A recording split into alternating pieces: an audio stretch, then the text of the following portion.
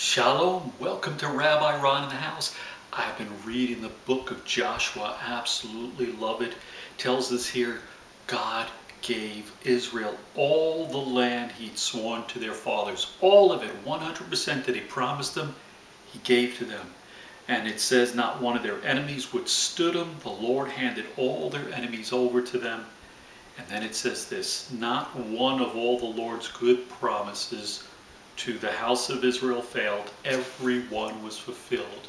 God kept 100% of his promises to Israel. Folks, this is great news for Israel, but this is great news for all of us, no matter what nation you come from. Because God, you have to look at God based on his character, who he is.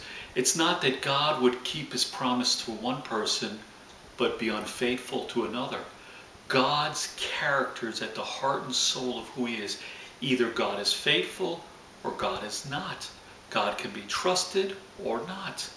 We see in the scriptures God is faithful to keep his promises. He kept 100% of his promises to the people of Israel.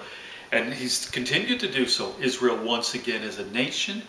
Jerusalem is part of Israel again.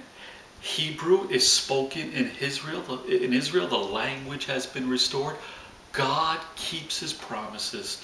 And so read the Bible, look at the land of Israel, and see that God keeps every one, not one failed, 100% of his promises he kept. Folks, that means God's the same. He doesn't do anything differently with Israel than he does with you or anyone else. So if he kept all his promises for Israel, was faithful 100% of the time, God will be faithful 100% of the time with you. He will keep 100% of his promises to you. And so let this scripture, let this lift you up, excite you and encourage you that whatever promises God has made to you, he will keep. That's wonderful news. We'll see you again soon. This is Rabbi Ron in the house.